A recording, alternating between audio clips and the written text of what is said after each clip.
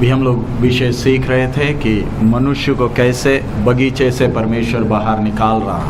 మనం చూస్తూ వచ్చాం దేవుడి ప్రకారంగా మానవుని తోటలో నుండి బయటికి వెళ్ళగొట్టడం జరిగిందో। अब उस विषय का गंभीरता समझना, మీరు ఆ అంశం యొక్క గంభీరత్వాన్ని గమనించాలి। परमेश्वर के साथ चलने वाला उसका दोस्त, దేవునితో కూడా నడుస్తూ ఉన్న ఆయన స్నేహితుడు परमेश्वर खुद बगीचा से निकाल दिया। దేవుడు తానే తనను బయటికి తోటలో నుండి వెళ్ళగొట్టాడు। कारण ఏంటంటారు? सवाल क्या आया? ప్రశ్న ఏనైతే मैं खुद चल लूंगा। నాకు నేనే నడవగలను। चल ले। నడు మరి। मनुष्य बगीचे के बाहर, ఇక మనుష్యుడు తోట బయటకు వచ్చేసాడు। लेकिन कंडीशन क्या है? అయితే షరతు ఏమై ఉంది? जीवन का वृक्ष में से फल खाने नहीं देगा। జీవ వృక్ష ఫలము నుండి ఏది కూడా తిననివ్వను। जीवन का वृक्ष में से फल खाने नहीं देगा। జీవ వృక్షపు చెట్టు నుండి పండులను తిననివ్వను। सो अभी हम वचन सीख रहे हैं। మనం వాక్యాన్ని నేర్చుకుంటూ ఉన్నాం। हम हमेशा चाहते हैं परिस्थिति अच्छा रहे ताकि आराम से बैठकर वचन सीखेंगे। మనకి ఎప్పుడు కూడా ఒకటే కోరిక ఉంటుంది, అన్ని పరిస్థితులు అనుకూలంగా ఉండాలి, హాయిగా మనం కూర్చోవాలి, నేర్చుకోవాలి। अब फैन चला गया, ఇక ఫ్యాన్ అయిపోయింది, बहुत मुश्किल है। కష్టమే కదా ఒంటికి। क्योंकि हम एयर कंडीशन में रहते हैं ना, ఎందుకంటే ఎయిర్ కండిషన్ లో ఉండే ఒళ్ళు కదా మనకి, है ना। కదా। अगर जेल में डालेगा तो क्या करेगा? ఒకవేళ చెరసాల చీకటి గదిలో పడేస్తే ఎట్లుంటుందో కదా। सबको बोलेगा प्रार्थना करो बाहर निकालने के लिए। బయటికి రావడానికి అందరు కలిసి ప్రార్థన చేయండి అని అనేవాళ్ళం। इसलिए कितना गर्मी हो, प्रभु को धन्यवाद देकर बैठो। कोई मरेगा नहीं, मर जाएगा हम लोग सिमेट्री में ले जाएंगे, टेंशन नहीं लेना। ఎంత వేడిమైనా కూర్చోండి, ఏం చచ్చిపోరు, చనిపోతే మిమ్మల్ని ఎట్లా శ్మశాన వాటికి తీసుకురావడం మేము చేస్తాం ఆ పని। नहीं, किसी को अगर गर्मी ज्यादा है अभी बाहर जा सकता है। ఎవరికైనా ఇప్పుడు వేడి ఎక్కువ అనిపిస్తోంది అనుకున్న వాళ్ళు దయచేసి బయటికి వెళ్ళి గాలి కూర్చోండి, बाहर आराम से बैठो। బయటికి వెళ్ళి హాయి కూర్చోపండి। जाना है अभी टाइम दे रहे हैं। ఇప్పుడు టైం దాని కొరకు ఇవ్వడం జరుగుతుంది, లేచి బయట కూర్చోవాలనుకున్న వాళ్ళు కూర్చోండి। इधर बैठकर ऐसे ऐसे नहीं करना, हमें ब्लड प्रेशर चढ़ेगा। కానీ లోపల కూర్చొని ఇట్లా ఊపారు, రక్తపోటు అధికమవుతుంది, అరుపులు కేకలు వినబడతాయి। कोई एयर कंडीशन में रहने वाला नहीं है। ఎవరు కూడా ఎయిర్ కండిషన్ లో ఉండేవాడు కాదు। हर परिस्थिति के लिए तैयार, शरीर को ताकतवर बनाओ। ప్రతి పరిస్థితికి తగినట్టుగా మన తనువును ఏం చేయాలి? सो अभी हम అలవాటు చేసుకోవాలి। अभी हम विषय में जा रहे हैं। మనం అంశంలోకి వెళ్దాం। परमेश्वर अपने दोस्त को बगीचे से बाहर निकाला।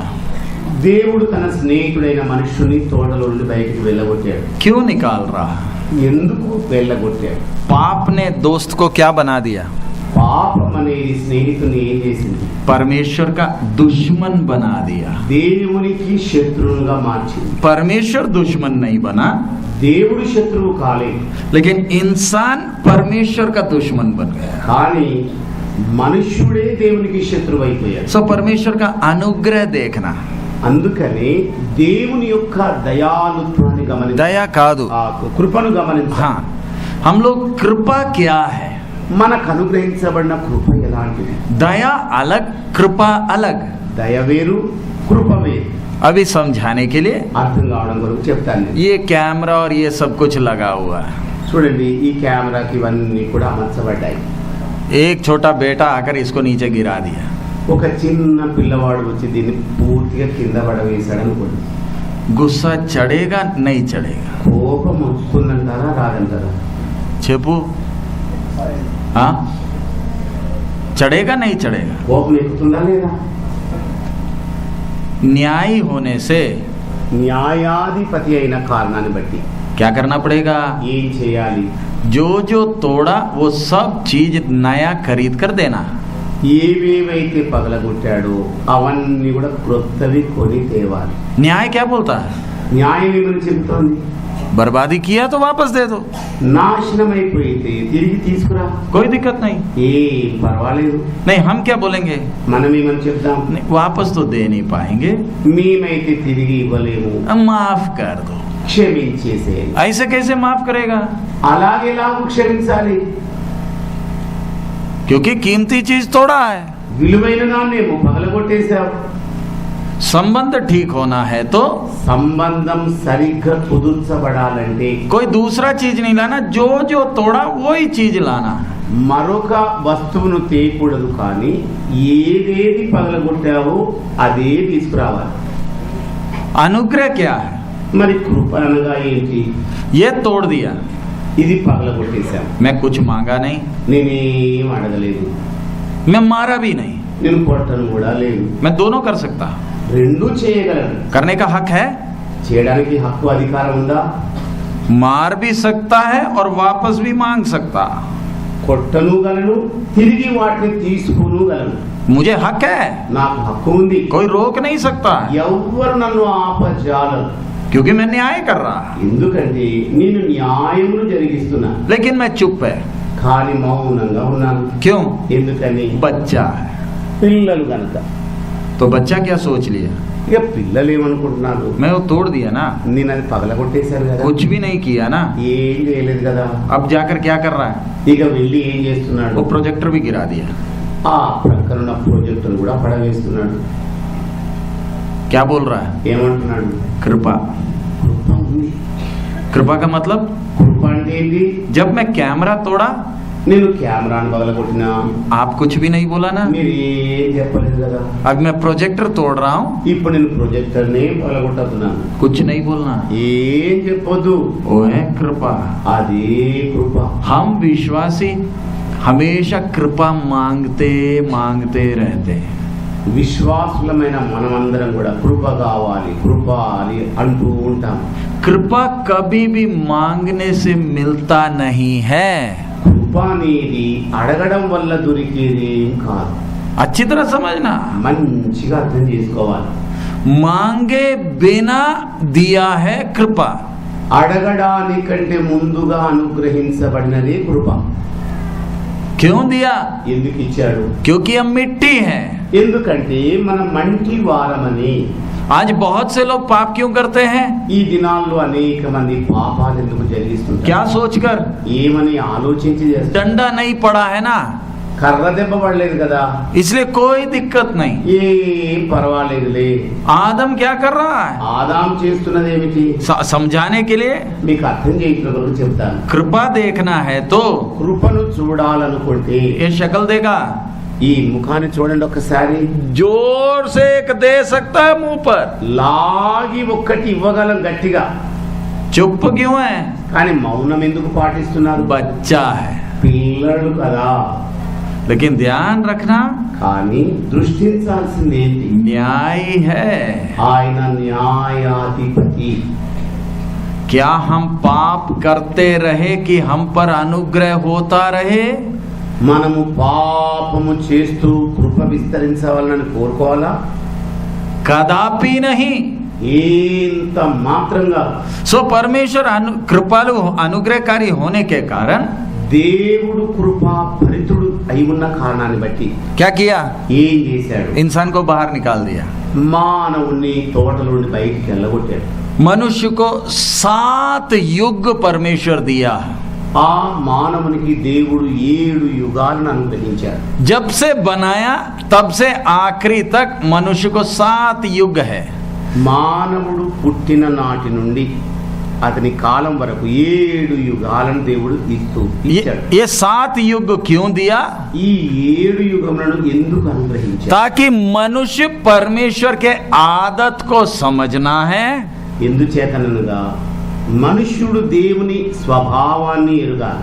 और परमेश्वर के स्वभाव की तरह बन जाना है. అలాగే దైవ స్వభావమునందు తాను కూడా పాలి భాగస్థుడు కావాలి. 7 युग क्यों है? 7 యుగములు దేని కొరకు ఇవ్వబడ్డాయి? ताकि इंसान परमेश्वर की आदत समझना है. ఎందుచేతనంటే మానవుడు దైవ స్వభావమును తెలుసుకోవాలని. सो पहला युग कब किधर है? మరి మొట్టమొదటి యుగం ఎక్కడ ఉంది? इसमें आप देख सकते हैं, దీనిలో మీరు చూడవచ్చు. सबसे पहले वो 3 गोला है. ఆ ఆరంభంలో ఉన్నాయి చూడండి 3 గుండ్రాలు. पहला युग మొదటి యుగము ये अदन बगीचा का युग है। అంటే ఏదేను తోటలోని యుగం అన్నమాట. समझ में आ रहा? అర్థమవుతుందండి? अब ये युग का नाम क्या है? ఈ యుగాల పేరేంటి? निष्कलंक युग। నిష్కల్మష యుగము. मनुष्य को बनाने का सबसे पहला युग कौन सा? మానవుని నిర్మాణం చేసిన సమయంలో ఏ యుగం ఉండింది? निष्कलंक युग। నిష్కల్మష యుగము. क्यों निष्कलंक युग? ఎందుకని అది నిష్కల్మష యుగం అని పేరు పెట్టబడింది? भले और बुराई का ज्ञान नहीं है। ఎందుచేతనగా మంచి చెడుల వివేచన లేదు గనుక, नंगा है, దిగంబరిగా ఉన్నాడు గనుక, शर्माता नहीं है। సిగ్గు అనేది ఎరగకుండా ఉండినాడు గనుక. लेकिन जब मनुष्य फैसला किया కానీ ఎప్పుడైతే మానవుడు తీర్మానం తీసుకున్నాడో कि मैं खुद चलूंगा, నాకు నేనే నడవగలను, वो युग समाप्त हो गया। ఇక ఆ యుగమే ముగించబడి फिर कौन सा युग शुरू हो गया? ఇక పిదప ఏ యుగం ప్రారంభమైంది? विवेक का युग शुरू हो गया। మనస్సాక్షి యుగం ప్రారంభమైంది. कौन सा युग है दूसरा? రెండవ యుగం ఏమిటండి? मनसाक्षी, विवेक का युग। మనస్సాక్షి యుగం. ये वाला युग। అదిగోండి ఆ గుండ్రంగా ఉంది, అది మనస్సాక్షి యుగం. पहला युग कब खत्म हो गया? మొదటి యుగం ముగించబడింది ఎప్పుడు? जब मनुष्य परमेश्वर की आज्ञा को तोड़ा, ఎప్పుడైతే మానవుడు దేవుని ఆజ్ఞను ఉల్లంఘించాడు, बगीचा से बाहर, తోటలో నుండి బయటికి పారదోలబడ్డాడు, अब विवेक का युग शुरू है।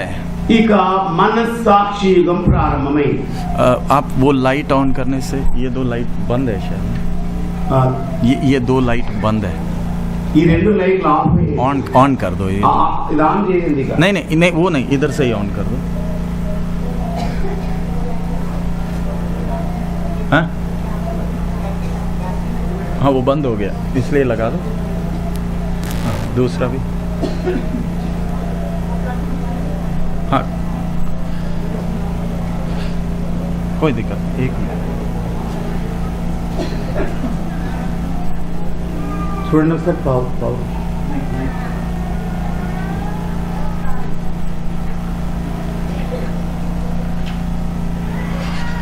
अच्छी तरह इस विषय को समझना है। చక్కగా ఈ మాట అర్థం చేసుకోవాలి, విషయాన్ని గ్రహించాలి. कौन सा युग शुरू हो गया? ఏ యుగం ప్రారంభమైంది? मनसाक्षी, विवेक का युग। అనగా మనస్సాక్షి యుగము. निष्कलंक युग में किसके साथ चलता था? నిష్కల్మష యుగములో ఎవరితో నడుస్తూ ఉండేవాడు? परमेश्वर के साथ साथ चलता था। మానవుడు దేవునితో నడుస్తూ ఉండినాడు. अभी मनसाक्षी युग में कैसे चलना? ఇక మనస్సాక్షి యుగములో ఎలా నడుచుకోవాలి? खुद चलना। స్వయంగా నడవాలి. क्यों? ఎందుకని? क्या बोला? ఏమని చెప్పాడు? मैं खुद चल लेगा। నాకు నేనే నడవగలను. परमेश्वर क्या बोला? खुद चल। నడుస్తావా? పో నడు. तो विवेक का युग कब से शुरू है? అందుకే మనస్సాక్షి యుగము ఎప్పుడు ప్రారంభమైంది? बगीचा से बाहर निकाला, తోటలో నుండి బయటికి వెళ్ళగొట్టాడు. नोआ के समय का जल प्रलय तक। నోవహు యొక్క జల ప్రళయం వరకు कौन सा युग? ఏ యుగం ఉండింది? मनसाक्षी युगम। మనస్సాక్షి యుగం ఉండింది. इसमें परमेश्वर कुछ नहीं बोल रहा, దీనిలో దేవుడేమి సెలవుపడలేదు. इंसान खुद चलना है। మానవుడు తానంతటా తానే నడవాలి. उस युग के लोग थे ఆ యుగంలో ఉన్న ప్రజలే नोआ, నోవహు, सेत, షేతు, आनोक, ఆనోకు, ये सब उस युग के लोग हैं। వీరందరూ కూడా ఆ యుగమునకు చెందిన వారే. आनोक को परमेश्वर उठा लिया। హానోకునేమో దేవుడు పైకి ఎత్తుకుని వెళ్ళిపోయాడు. ये युग कब समाप्त हुआ? ఈ యుగం ముగించబడింది ఎప్పుడు? उत्पत्ति 6 का 3 पढ़िए। ఆది కాండం 6వ అధ్యాయము 3వ వచనాన్ని మనం చదువుకుందాం. उत्पत्ति 6 का 3। ఆది కాండం 6వ అధ్యాయం 3వ వచనం. అప్పుడు యెహోవా, నా ఆత్మ నరులతో ఎల్లప్పుడూ వాదించదు, వారు తమ అక్రమ విషయములలో నరమాత్రులై ఉన్నారు, అయినను వారి దినములు 120 ఏండ్లగునెను. इधर ध्यान से समझना। ఇక్కడ జాగ్రత్తగా గమనించాలి. परमेश्वर क्या कर रहा है? దేవుడు ఏం చేస్తూ ఉన్నాడు? बगीचा से बाहर निकाला, తోటలో నుండి బయటకు వెళ్ళగొట్టాడు. पहला युग, మొదటి యుగం. आदम का उम्र 930, అప్పుడేమో ఆదాము యొక్క వయసు 930 ఏళ్ళు. बाइबल में सबसे बूढ़ा आदमी कौन? అందరికంటే బైబిల్లో ఉన్న వృద్ధుడు ఎవరు? मेतुसेलह। మెతూషెల. उसका उम्र कितना? ఆయన వయసు ఎంత? 969। 967. अभी 9. अब विवेक का युग में क्या हो गया? ఇక మనస్సాక్షి యుగంలో ఏం జరిగింది? अब 900 नहीं जिएगा, 900 బ్రతకడిక. कम कर दिया। తక్కువ చేశాడు. कितना? ఎన్ని సంవత్సరాలుగా చేశాడు? 120। 120 సంవత్సరాలు. क्यों? ఎందుకని? ज्यादा टाइम देने से खुद ही बर्बाद हो जाता है। ఎక్కువ సమయం గనుక ఇస్తే తనంతట తానే సర్వనాశనం అవుతాడు. अब पाप आने के कारण मनुष्य के मन में उठने वाला हर एक बात बुरा है। మరి పాపము జరిగించిన పిదప మానవుల బుర్రలో పుట్టే ప్రతి ఆలోచన కూడా పాప భూయిష్టమైంది. 6 का 5 పढ़ిए। 6:5 వచనం కూడా చదువుదాం. నరుల చెడుతనము భూమి మీద గొప్పదనియు వారి హృదయం యొక్క తలంపులలోని ఊహ అంతయు ఎల్లప్పుడూ కేవలము చెడ్డదనియు యెహోవా చూచి తాను భూమి మీద నరులను చేసినందుకు యెహోవా సంతాపము నొంది తన హృదయములో నొచ్చుకొనేను. इधर हम देखते हैं, ఇక్కడ మనం చూస్తాం, खुद चलना कोशिश किया, తనంతట తానే నడవాలన్న ప్రయత్నం చేశాడు. अपने आप को बर्बाद कर रहा, తనను తానే పాడు చేసుకుంటున్నాడు. इतना बर्बाद हो गया कि जल प्रलय से सबको नाश करना पड़ा। ఎంతగా పతనమయ్యాడంటే జల ప్రళయం వేల వరకు ప్రజలందరూ కూడా చచ్చిపోవాల్సి వచ్చింది. विवेक का युग किधर खत्म हो गया? మరి మనస్సాక్షి యుగం అనేది ఎప్పుడు ముగించబడింది? जल प्रलय के साथ खत्म हो गया। జల ప్రళయముతోనే ముగించబడింది. उसके साथ क्या कौन सा युग शुरू है? ఇక దానితో పాటే ఆరంభమైన యుగం ఏమై ఉంది? मनुष्य का राज्य का युग है। మానవ పరిపాలన యుగము. सबसे पहले निष्कलंक युग, మొట్టమొదటిదేమో నిష్కల్మష యుగం, उसके बाद विवेक का युग, తర్వాత మనస్సాక్షి యుగము, इसका समाप्ति जल प्रलय के साथ, దాని యొక్క ముగింపు జల ప్రళయంతో అయిపోయింది. उसके बाद कौन सा युग है? ఆ తర్వాత వచ్చిన యుగం ఏంటి? मनुष्य खुद जीना है। మానవుడు తానే బ్రతకాలి. विवेक के अनुसार तो चल नहीं पा रहा। మనస్సాక్షి ద్వారానైతే अब నడవలేకపోయాడు. तुम लोग खुद ही सिस्टम बनाकर चलो। ఇక మానవులారా మీ పద్ధతులే ఏర్పరచుకొని పాటించండి. लेकिन कंडीशन क्या है? అయితే షరతు ఏమిటంటే किसी को कत्ल नहीं करना, ఎవరిని కూడా చంపకూడదు. जानवर को अभी खा सकता है, జంతువులను ఇక తినవచ్చు. तब तक कोई मीट नहीं खाता था। అప్పటి వరకు కూడా ఎవరు మాంసం తినేవాళ్ళు కాదు. ये मीट खाने का प्रोग्राम क्यों? ఈ మాంసం తినే పద్ధతి ఎందుకు వచ్చేసింది? ताकि जानवरों के ऊपर परमेश्वर मनुष्य का भय होना है। ఎందుకంటే జంతువులకు మానవుల భయం కలగాలి. पहले मनुष्य राज्य करता था, మొదటేమో మనుష్యుడే ఏలుబడి చేస్తున్నాడు. अभी तो डर हट गया, ఇప్పుడు ఇక భయమే తొలగిపోయింది. क्योंकि इंसान पाप का गुलाम बन गया। ఎందుకంటే మనుష్యుడు పాపమునకు దాసుడైపోయాడు. इसलिए डर आने के लिए దాని కొరకే భయం ఆవరించడానికి क्या प्रोग्राम? ఎలాంటి కార్యక్రమం జరిగింది? इनको मारना। వీళ్ళను దీన్ని కొట్టాలి. वो युग का समाप्ति किधर? ఆ యుగం యొక్క ముగింపు ఎక్కడ జరిగింది? जब मनुष्य को राज्य करने का छुट्टी दी, अनुमति दिया, మానవ పరిపాలన చేసుకోవడానికి ఎప్పుడైతే అనుమతి ఇవ్వబడిందో मनुष्य क्या किया?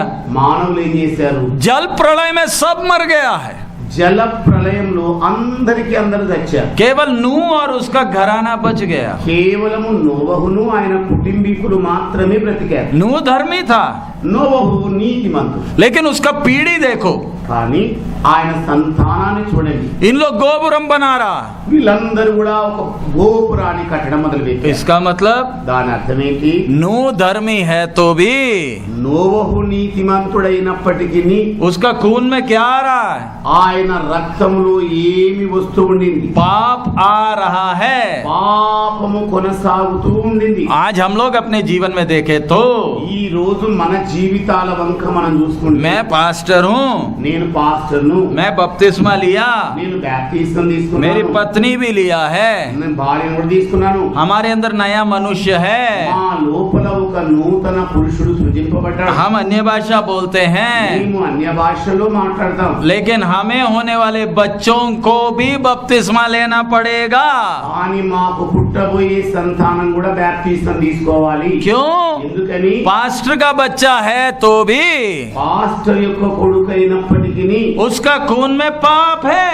అతని రక్తములో పాపం ఉన్నది. कोई आत्मिक गुण बच्चे में नहीं आता है, ఏ ఆత్మ సంబంధమైన లక్షణాలు కొడుకులో కనబడవు. लेकिन खून में क्या आता है? రక్తములో వస్తున్నది ఏమిటి? पाप आता है. పాపమే ప్రవహిస్తుంది. और इधर हम देखते हैं गोपुरम बना रहा. ఇక్కడ చూస్తేనేమో బాబేలు గోపురం కడుతున్నారు. परमेश्वर क्या किया? దేవుడు ఏం చేశాడు? छोड़ दिया. వదిలిపెట్టాడా? क्या किया? ఏం చేశాడు? भाषा में गड़बड़ी डाला, వారి భాషలలోనే గలిబిలి మొదలు పెట్టాడు. उसी के साथ गोपुरम भी खत्म. దానితో పాటే గోపురం కట్టే కథ కూడా ముగిసింది. सो मनुष्य के राज्य का युग किसके साथ समाप्त? అలాంటప్పుడు మానవ పరిపాలన యుగం అనేది దేనితో ముగించబడింది? भाषा का गड़बड़ी के साथ वो समाप्त हो गया. భాషల యొక్క గలిబిలితో ఆ కథ అంతా కూడా ముగిసింది. उसके बाद ఆ పిదపనేమో परमेश्वर దేవుడే अब्राहम को बुला रहा है. అబ్రహామును పిలుస్తున్నాడు. अच्छी तरह समझना. మంచిగా అర్థం చేసుకోవాలి. इस मैप में दोबारा देखना. మరొక మారు ఆ చిత్రపటం అంతా చూడండి అందరూ. मनुष्य बगीचा से क्यों निकला? మనుషుడు తోట నుండి బయటకు ఎందుకు వచ్చాడు? मैं खुद चलेगा. నాకు నేనే నడుస్తాను. चलो. మంచి నడు మరి. बाहर निकला. బయటికి వచ్చాడు. बड़ा भाई छोटा भाई को कत्ल कर दिया. పెద్ద కొడుకు చిన్న కొడుకును చంపేశాడు. नाम क्या है? పేరేంటి? కాయ్. बड़ा भाई छोटा भाई को मार दिया. పెద్దన్న తమ్ముడిని చంపేశాడు. परमेश्वर आकर बोल रहा क्या किया? దేవుడు వచ్చి అడుగుతున్నాడు, ఏం చేశావయ్యా? मनुष्य खुद चल रहा, మానవుడు తానే నడుస్తున్నాడు. अपने आप को बर्बाद कर रहा. తనను తానే పాడు చేసుకుంటున్నాడు. परमेश्वर बीच बीच में उंगली डाल रहा. దేవుడేమో మధ్య మధ్యలో జోక్యం చేసుకుంటున్నాడు. क्यों? ఎందుకని? नहीं डालेगा तो बर्बाद हो जाएगा. జోక్యం గనక చేసుకోకపోతే ఇతడు సర్వనాశనం అయిపోతాడు. इसलिए जल प्रलय से उनको नाश किया. అందుకే జల ప్రళయం ద్వారానేమో వారిని నాశనం చేశాడు. फिर क्या किया? ఆ పిదప ఏం చేశాడు? सुधर गया. ఏమన్నా మారారా ఏంటి? क्या कर रहा? ఏం చేశారు వాళ్ళు? गोपुरम बनाकर जा रहा. ఇక పేద గోపురాన్ని కట్టడం మొదలుపెట్టి नीचे उतराकर भाषा को बिगाड़ा. దేవుడే కిందికి దిగి వచ్చి భాషలన్నీ కూడా తారు మారు చేసేసాడు. अच्छी तरह समझना परमेश्वर का प्यार. మంచిగా దేవుని ప్రేమ ఏమై ఉన్నదో అర్థం చేసుకోవాలి. क्रूस में तो हम प्यार बाद में देखे, जिस दिन बनाया उस दिन से प्यार करता है. సిలువ మీద ఉన్న ప్రేమ మనం తర్వాత చూసుకుందాం, కానీ ఏ దినాన మనం పుట్టామో అప్పటి నుండి ఆయన ప్రేమను కనబరుస్తూనే వస్తున్నాడు. इंसान दुश्मन है, మానవుడు శత్రువులు, फिर भी हाथ डाल रहा. అయినప్పటికీ ఆయన జోక్యం చేసుకుంటున్నాడు. अब परमेश्वर क्या किया? ఇప్పుడు ఇక దేవుడు ఏం చేశాడు? अब्राहम को बुला रहा. అబ్రహామును పిలుస్తున్నాడు. पढ़िए प्रेरितों का काम 7वां अध्याय. అపోస్తలుల కార్యములు 7వ అధ్యాయంలోనికి వద్దాం. 7 का 2 और 3. 7వ అధ్యాయంలోని 2, 3 వచనాలు మనం చదువుకుందాం. प्रेरितों का काम 7वां अध्याय 2 और 3. అపోస్తలుల కార్యములు 7వ అధ్యాయం మొదటి 2 వచనాలు. ప్రధాన యాజకుడు ఈ మాటలు నిజమేనా అని అడిగాను. అందుకు స్టెఫెను చెప్పినదేమనగా, సహోదరులారా, తండ్రులారా, వినుడి. మన పితరుడైన అబ్రహాము హారానులో కాపురముండక మునుపు మెసొపొతేమియాలో ఉన్నప్పుడు మహిమగల దేవుడు అతనికి ప్రత్యక్షమై, నీవు నీ దేశమును నీ స్వజనమును విడిచి బయలుదేరి నేను నీకు చూపించబో దేశమునకు రమ్మని అతనితో చెప్పాను. इधर आप ध्यान देना. ఇక్కడ జాగ్రత్తగా గమనించాలి. मनुष्य का राज्य का युग समाप्त हो गया. మానవ పరిపాలన యుగము సమాప్తమైంది. अगला युग शुरू है. ఇక మరొక్క యుగం ప్రారంభమైంది. वो युग कौन सा? ఆ యుగం ఏంటి? वायदे का युग है. వాగ్దాన యుగము. इधर हम क्या पढ़े? ఇక్కడ మనం ఏం చదివాం? अब्राहम को परमेश्वर बुला रहा. అబ్రహామును దేవుడే పిలుస్తున్నాడు. आपके बाइबल के पीछे मैप है? మీ బైబిల్ వెనకాల చిత్రపటాలు ఉన్నాయా? చూసారా? देखो, చూడండి ఒకసారి. లేకపోతే उसमें कहीं ऊर है.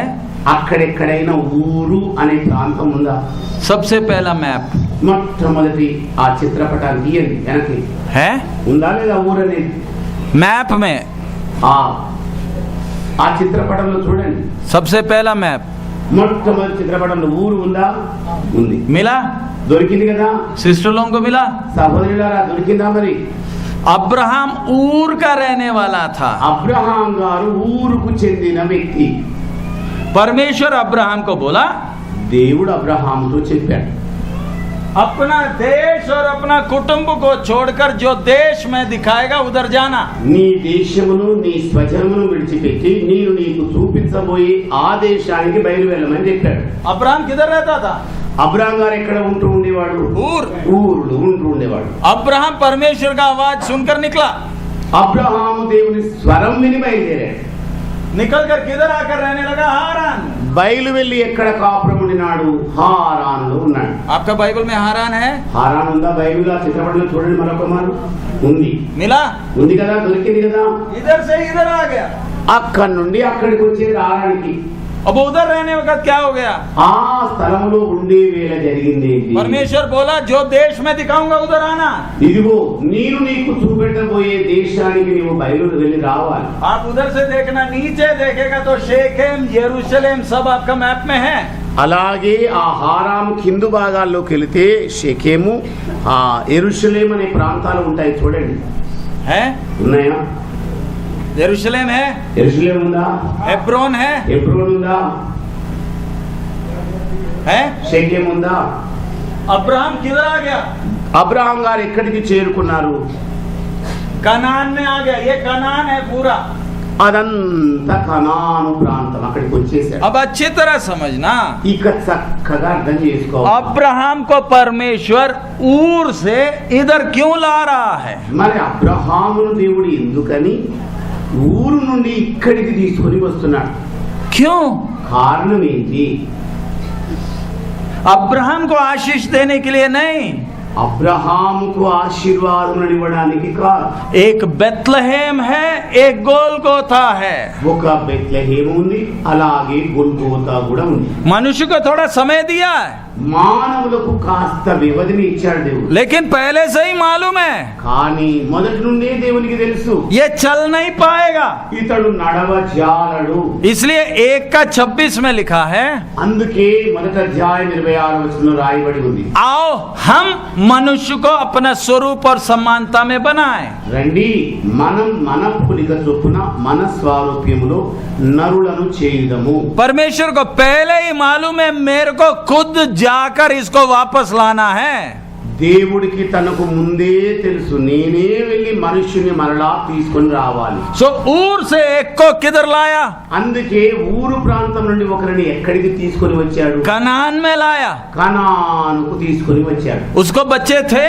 అతనికి పిల్లలు ఉండినారా? नहीं था, లేదా? लेकिन अब्राहम सारा मिलकर इश्माइल आ गया। మరి అబ్రహాము శారాలు ఇద్దరు వచ్చిన వేళ ఇష్మాయేలు వచ్చాడు. हागार के द्वारा అది హాగర్ అనే ఆవిడ ద్వారా. परमेश्वर मान लिया? దేవుడు ఒప్పుకున్నాడా? नहीं माना। ఒప్పుకోలేదు. परमेश्वर इस्माइल को स्वीकार नहीं किया। దేవుడు ఇష్మాయేలును అంగీకరించలేదు. किसको दिया? ఎవరినిచ్చాడు? इसहाक को दिया। ఇస్సాకునిచ్చాడు. सो अब्राहम का युग कौन सा? ఇక అబ్రహాము గారున్న యుగం ఏంటి? वायदे का युग, వాగ్దాన యుగము. जिसमें परमेश्वर वायदा दे देकर चला रहा है। అనగా ఈ యుగంలో దేవుడు వాగ్దానం ఇస్తూ ఇస్తూ నడిపిస్తూ ఉన్నాడు. अभी आप देखो इतना युग निकल गया, ఇంతగా యుగాలు గడిచిపోయాయి కదా. मनुष्य चल पा रहा है? ఏమైనా మానవులు ఇప్పటికీ నడవగలుగుతున్నారా? इधर आ गया तोड़ा, ఇక్కడ ఆజ్ఞను ఉల్లంఘించడం జరిగింది. इधर क्या किया? అక్కడేం చేశాడు? मन में उठने वाला हर एक विचार बुरा। ఇక మనస్సులో పుట్టే ఆలోచనలన్నీ చెడ్డవైపోయాయి. जल प्रलय से मारा, ఇక జల ప్రళయం ద్వారా నాశనం చేశాడు. फिर गोपुरम बनाया, ఆ తరువాత గోపురం కట్టుకున్నారు. भाषा में गड़बड़ी डाला, భాషలలో తారుమారు చేశాడు. फिर वायदा दिया। ఆ తరువాత వాగ్దానాలు ఇచ్చాడు. वायदा देने से भी चल नहीं पा रहा, వాగ్దానాలు ఇచ్చినా కూడా నడవలేకపోయారు. कभी इधर जाता है, कभी इधर जाता है। కొన్ని మార్లు ఇటు నడుస్తున్నారు, కొన్ని మార్లు అటువైపుగా इसलिए నడుస్తున్నారు. अभी निकालिए निर्गमन 19वां अध्याय। అందుకోసమే నిర్గమాకాండం 19వ అధ్యాయంలోనికి వద్దాం. निर्गमन 19 का 3 और 4। నిర్గమాకాండము 19వ అధ్యాయము 3-4 వచనాలు. మోషే దేవుని యుద్ధకు ఎక్కిపోవగా యెహోవా పర్వతం నుండి అతని పిలిచి, నీవు యాకోబు కుటుంబీకులతో ముచ్చటించి ఇశ్రాయేలీలకు తెలుపవలసినది ఏమనగా, నేను ఐగుప్తీయులను ఏమి చేసితునో మిమ్మును గద్దరెక్కల మీద మోసిన ఆ యుద్ధకు మిమ్మల్ని ఎట్లు చేర్చుకొంటినో మీరు చూచితిరి. 19, 3 and 4 जी हाँ उसका दोबारा 3 और 4 पढ़िए. మోషే దేవుని యొద్దకు ఎక్కిపోవగా యెహోవా పర్వతము నుండి అతని పిలిచి, నీవు యాకోబు కుటుంబీకులతో ముచ్చటించి ఇశ్రాయేలుకు తెలుపవలసినది ఏమనగా, నేను ఐగుప్తీయులను ఏమి చేసితినో మిమ్మును గద్దరెక్కల మీద మోసిన ఆ యుద్ధకు మిమ్మును ఎట్లు చేర్చుకొంటినో మీరు చూచితిరి. अब इधर ध्यान से समझना, ఇక్కడ జాగ్రత్తగా గమనించాలి. परमेश्वर क्या बोल रहा है? దేవుడు ఏమంటున్నాడు? तुमने देखा मैंने कैसे चलाया. నేను మిమ్మల్ని ఏ విధముగా నడిపించు చూచా. किधर बोल रहा है? ఎక్కడ చెప్తున్నాడు ఈ మాట? सीनाई में बोल रहा है. సీనాయి కొండ మీద చెబుతున్నాడు. आप लोगों को मालूम है ना इस्राएल को परमेश्वर कैसे चलाया? మీకు అందరికీ కూడా తెలుసు కదా, ఇశ్రాయేలు జనాంగమును దేవుడు ఏ ప్రకారంగా నడిపించాడు. परमेश्वर मिस्र में ले गया. దేవుడు ఐగుప్తు దేశంలోనికి తీసుకొని వెళ్ళాడు. अब अच्छी तरह उस बात को देखना. ఆ మాటను చక్కగా అర్థం చేసుకోవాలి.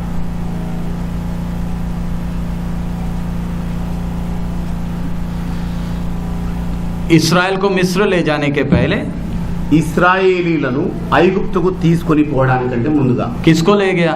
ఎవరిని తీసుకొని వెళ్ళాడు? मीरू चेपू. మీరే చెప్పండి. सबसे पहले कौन गया मिस्र में? మొట్టమొదట ఐగుప్తుకు వెళ్ళినది ఎవరు? योसेफ को ले गया. యోసేపును తీసుకొని వెళ్ళారు. योसेफ के पीछे कौन गया? యోసేపు వెనకాల ఎవరు వెళ్ళారు? याकूब भी गया. యాకోబు కూడా వెళ్ళారు. मिस्र में गेस्ट की तरह रहा.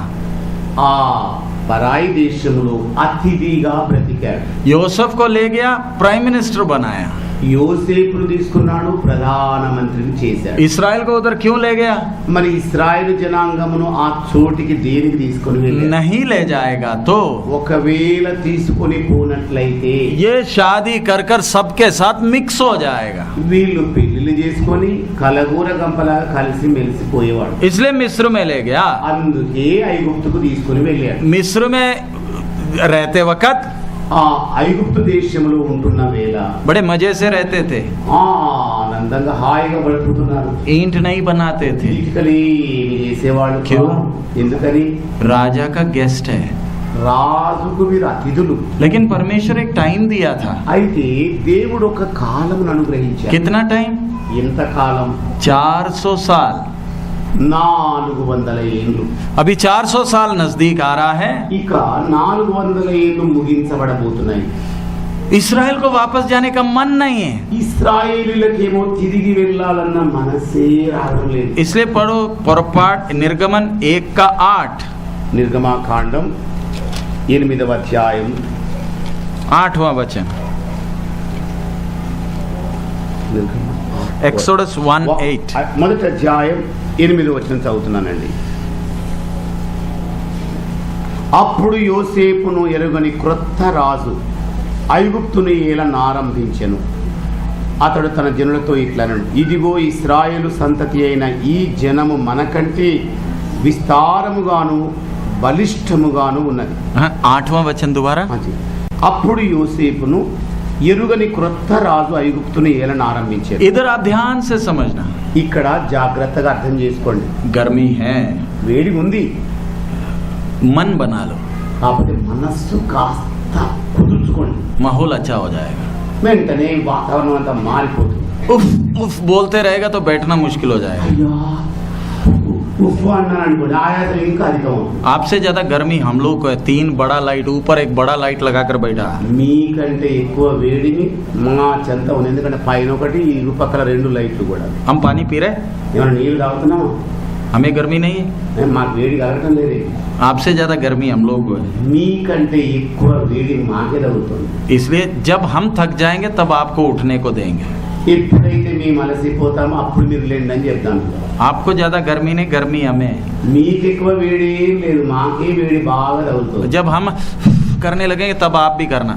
ఇప్పుడు ఒకవేళ మేమే కనుక ఉఫ్ ఉఫ్ అనుకుంటే ఇది ఊపితే మీరు కూడా చేసుకుంటూ ఉండండి. आगे से ऐसे ही ये प्रोग्राम, ఇక ముందు కూడా ఇలాగే మన పద్ధతి ఉండబోతోంది. ताकि अगली बार मीटिंग में आना है तो 10 बार सोच कर आना. అందుకే వచ్చే సమయానికల్లా 10 సార్లు ఆలోచించుకొని రండి. उधर फैन भी नहीं मिलेगा, అక్కడ గాలి పంఖాలు కూడా దొరకవు. जो खाना मिलेगा उसमें पानी ज्यादा होगा, दाल कम होगा. మరి అక్కడ మంది ఎక్కువైన కనుక పలసనైన పప్పు ఉంటుంది, लाइन में खड़े होना पड़ेगा, వరుసలో నిలబడి తీసుకోవాలి. इसलिए उधर क्यों जाना. అక్కడికి ఎందుకు పోవాలి అసలు? इधर हमारा विषय, మన విషయం ఏంటి మళ్ళా వద్దాం. परमेश्वर किसको लाया. దేవుడు ఎవరిని తీసుకొని వచ్చాడు? एक राजा आया जो जोसेफ को नहीं जानता. ఒక రాజుగారు వచ్చేసారు, ఆయన యోసేపుకు తెలియదు. अभी आपने सुना था ना, लोग प्रार्थना किया नरेंद्र मोदी नहीं बनना. మీరందరూ కూడా చూశారు కదా, నరేంద్ర మోడీ గారు ఎట్టి బస్సులో ప్రధానమంత్రి కాకూడదని ప్రార్థన చేశారు. आप लोग भी प्रार्थना किया होगा ना. మీరు కూడా చేసి ఉండాలి కదా. नहीं. చేయలేదేంటి? हाँ किया होगा ना. नहीं किया. చేసి ఉండవచ్చు కదా. हाँ नहीं किया. ఏం లేదా ఎవరు కూడా. पास्टर लोग किया है, పాస్టర్లు అయిన వాళ్ళే చేశారు. फेसबुक में ट्विटर में सब लोग प्रार्थना करो हमारा प्रभु सुनेगा, नरेंद्र मोदी नहीं आएगा. ఫేస్బుక్ లో కానివ్వండి, ట్విట్టర్ లో కానివ్వండి, ప్రార్థనా విజ్ఞప్తిని ఎట్లా పంపించారంటే ఎట్టి పరిస్థితుల్లో కూడా నరేంద్ర మోడీ గారు మన భారతదేశ ప్రధానమంత్రి కావద్దని పాస్టర్లే పంపారు. आखिरी में मोदी बन गया. చివరిగా మోడీ కదా మూడింది. परमेश्वर ही राजाओं को लाता है. దేవుడే రాజులను తీసుకొని వస్తాడు. क्यों. ఎందుకని? हमारा प्रोग्राम नहीं, उसको एक प्रोग्राम है. మన కార్యక్రమం కాదు, ఆయనకు తన కార్యక్రమం. एक राजा आ गया जो యోసేఫ్ को नहीं जानता. ఒక రాజు వచ్చేసాడు, ఆయన యోసేపు తెలియదు. क्यों लाया. ఎందుకు తీసుకొచ్చాడు? इनको वापस कनान में ले जाना. వీరిని మరలా కనానుకు తోడుకొని పోవాలి. ये जाना नहीं चाहते. ఇవి తెలుసుకోవాలన్న మనస్సు లేదు. इधर मजे से रहता. ఇక్కడేమో హాయిగా జల్సాగా బ్రతుకుతున్నారు. क्या हो गया. ఏమైపోయింది? इन लोग क्या बनाने लगा. వీళ్ళు ఏం చేయడం మొదలు పెట్టారు? ईंट बनाने का प्रोग्राम शुरू हो गया. ఇటుకలు చేయడం మొదలు పెట్టారు. हम लोग कई लोग बोलते हैं पास्टर जी मेरा नौकरी चला गया, प्रार्थना करो. మనలో అనేక మంది అంటుంటారు, పాస్టర్ గారు ఉన్న ఉద్యోగం ఊడిపోయింది, ప్రార్థన చేయండి. हम क्यों प्रार्थना करें. మేమెందుకు ప్రార్థన చేయాలి? आपको कुछ बात सिखाने के लिए नौकरी गया है. దేవుడు మీకు ఏదో నేర్పించడానికి ఉద్యోగాన్ని ఊడగొట్టాడు. सिस्टर बोलती थी बाइबल पढ़ने के लिए टाइम नहीं है, అప్పుడు సిస్టర్ అంటుండేది బైబిల్ చదవాలంటే సమయమే దొరకడం. इसलिए ब्रदर का नौकरी चला गया. ఇప్పుడేమో సహోదరుని యొక్క ఉద్యోగం ఊడిపోయింది, अलमारी खाली हो गया. అల్మారీలో అన్ని కూడా అయిపోయాయి. पहले 5 सब्जी चाहिए था, अब एक ही से काम चल जाएगा. అంత క్రితమేమో 5 రకాల కూరల భోజనం ఉండేది, ఇప్పుడు చూస్తే ఏమీ లేదు. आंध्रा में कितना सब्जी चाहिए. Come say come 3. 3. కనీసం 3 కూరలైన ఉండాలి. क्या क्या चाहिए. ఏం కావాలి చెప్పు. మీరే చెప్పండి. ఒక सबसे पहले మొట్టమొదటి కూర ఏంటి? కలుపుకునేటట్టు ఉండాలి, వేపుడు ఉండాలి, పచ్చడి ఉండాలి, పెరుగు ఉండాలి. उसके बिना तो काम नहीं चलेगा. దానికి అవి లేకుండా ముద్ద దిగనే దిగదు. दुनिया में कितने लोग हैं जिनको एक प्याज ही है खाने के लिए. లోకంలో ఎంతమంది ఉన్నారండి, ఒక ఉల్లిపాయ ముక్క కూడా దొరకడం లేదు వాళ్ళు. हम लोग को बाइबल पढ़ने के लिए टाइम नहीं. మనకేమో బైబిల్ చదవడానికి సమయమే దొరకడం లేదు. ब्रदर का नौकरी चला गया. ఇక సహోదరుని ఉద్యోగం పోయింది. अब एक करी से काम चलेगा. ఒక్క కర్రీతో కూరతో అయిపోతుందా? नहीं होगा. అవదా? अब तो हो जाएगा ना. అయిపోతుంది కదా మరిగా. परमेश्वर इस्राएली से ईंट बनवा रहा. దేవుడేమి ఇక్కడ చూస్తే ఇటుకలు చేంజ్ చేస్తున్నాడు. क्यों. ఎందుకని? वापस जाना. తిరిగి పోవాలి అక్కడికి. जब निकलने का कोशिश किया, ఎప్పుడైతే వెళ్ళే ప్రయత్నం చేశారో फरो क्या बोला. ఫరో ఏమన్నాడు? मैं जाने नहीं देगा. నేను మిమ్మల్ని పోనివనే बोला. అన్నాడా లేదా? फिर आखिरी में जाने दिया. చివరిగా పోనిచ్చాడా లేదా? बोलो. చెప్పండి. मारा अच्छी तरह. గట్టిగా కొట్టేశాడు. पूरा मिस्र को बर्बाद किया. ఐగుప్తీయులందరినీ కూడా నాశనం చేశాడు. फिर फरो क्या बोला. తర్వాత ఫరో ఏమన్నాడు? सब जाओ, అందరు పొండి, मेरे को आशीष देकर जाओ। కానీ వెళ్ళేటప్పుడు నన్ను ఆశీర్వదించి పొండి అన్నాడు. तू पहले क्या बोला था? మరి మొదట ఏం చెప్పావు నువ్వు? जाने नहीं देगा ना, గోనివని అన్నావు కదా, अभी क्यों बोल रहा है जाने के लिए? ఇప్పుడేమో పొమ్మని ఎందుకు అంటున్నావు? तू पहले बोला था यहोवा कौन है, నువ్వు మొదట ఏమడిగావు? యెహోవా ఎవరు? अभी मालूम चल गया। ఇప్పుడు తెలిసిందా మరి మంచిగా? इस्राएल को निकाला। ఇశ్రాయేలును అట్లా బయటికి తీసుకొచ్చాడు. ये मैप देखो, ఈ చిత్రపటాన్ని చూడండి. कनान इधर है ऊपर, అక్కడ హెబ్రోన్ ఉంది, పైన అక్కడ ఉంది కనాన్. वो है मिस्र, అదిగో అక్కడ ఉంది గోషెన్ అనే ఐగుప్తు దేశం. इधर से ऊपर जाने के लिए सिर्फ 6 दिन का सफर है। ఇక్కడ నుండి పైకి ప్రయాణం చేయడానికి 6 రోజుల ప్రయాణం ఉంది. उधर लेकर नहीं गया, అక్కడ నుండి తీసుకెళ్ళలేదు, लंबा रास्ता में लाया। దీర్ఘకాల త్రోవలో తీసుకొచ్చాడు. जाना उधर है, వెళ్ళేదేమో ఆ పైకి, परमेश्वर लाया किधर? కానీ దేవుడు తీసుకొచ్చింది ఎక్కడికి? इधर लेकर आया। ఇక్కడ నుండి తిప్పుకుంటూ వచ్చాడు. समझ में आया? అర్థమైందండి? 40 साल इधर घूमा, 40 సంవత్సరాలు ఇక్కడిక్కడే తిరిగారు. 40 తర్వాత वापस लेकर गया। 40 సంవత్సరాల పిదవ పైకి తోడుకొని వెళ్ళాడు. क्यों ले गया? ఎందుకంటే తీసుకొని मैं వెళ్ళాడు. वो आयत में नहीं जा रहा, बाइबल में दिया है। ఆ వాక్యంలోకి వెళ్ళడం ఉందా లేదా బైబిల్లో? निर्गमन 13। నిర్గమకాండం 13వ అధ్యాయం. हम लोग सोचते परमेश्वर आशीष देगा, आशीष देगा। ఎప్పుడు కూడా దేవుడు మనల్ని ఆశీర్వదిస్తాడు, ఆశీర్వదిస్తాడు, ఇదే మాట. 13 का 17। 13వ అధ్యాయం 17వ వచనాన్ని మనం చదువుకుందాం. మరియు ఫరో ప్రజలను పోనీయగా దేవుడు ఈ ప్రజలు యుద్ధము చూచినప్పుడు వారు పశ్చాత్తాపపడి ఐగుప్తునకు తిరుగుదురేమో అనుకుని ఫిలిస్తీయులకు సమీపమైన ఆ మార్గమున వారిని నడిపింపలేదు. అయితే దేవుడు ప్రజలను చుట్టుదారియగు ఎర్ర సముద్ర అరణ్య మార్గమున నడిపించెను. परमेश्वर लोगों को किधर ले गया? దేవుడు ప్రజలను ఎక్కడికి తీసుకొని వెళ్ళాడు? शॉर्टकट है, చిన్న డొంకదారే ఉంది, लेकिन लंबा ले गया। కానీ పొడవైన బాట గుండా తీసుకెళ్ళాడు. क्यों? ఎందుకని? तुमने मेरे बारे में सुना है, మీరు నా గురించిన మాటలు విన్నారు, लेकिन देखा नहीं। కానీ చూడలేదు. मेरे साथ संबंध चाहिए। నాతో సంబంధం కుదుర్చబడాలి. तू खुद नहीं चल सकता है, నీవు స్వంతంగా నడవలేవు.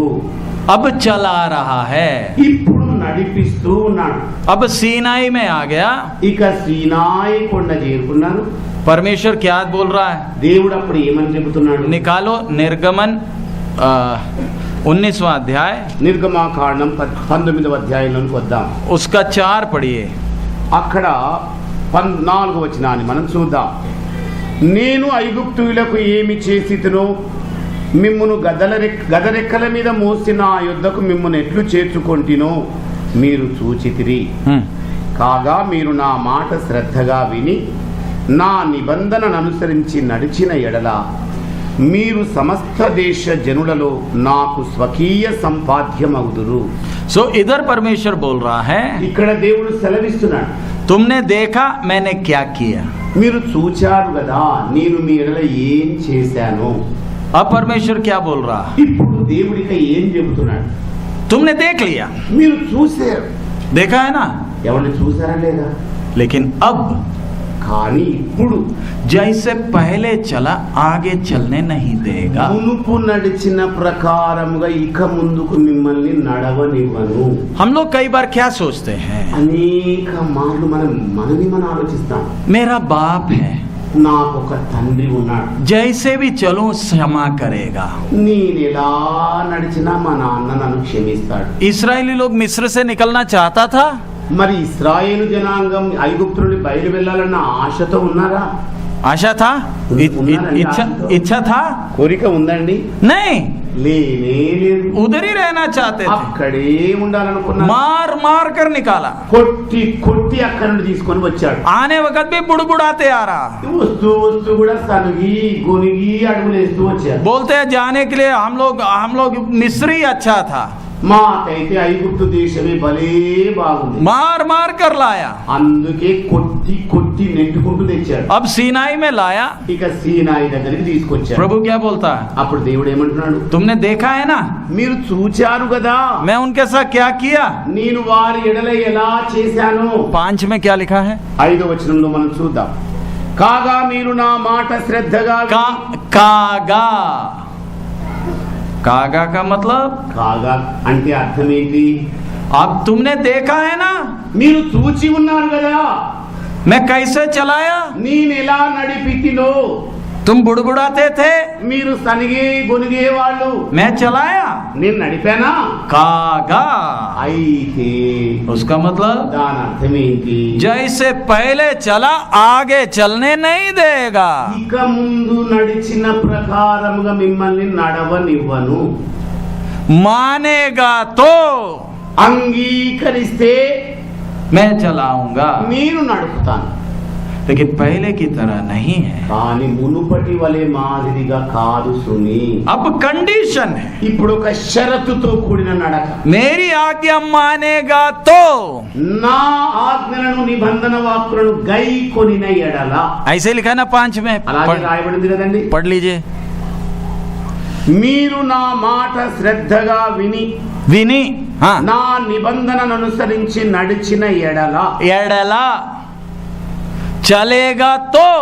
నడిచిన ఎడల इसका मतलब దీని అర్థం ఏంటి? जैसे पहले चला अभी चलने नहीं देगा. క్రితం నడిచిన మాదిరిగా ఇప్పుడు అస్సలే నడవనివ్వను. समझाने के लिए. అర్థం చేయించడం కొరకు. अभी तक कितना युग हो गया?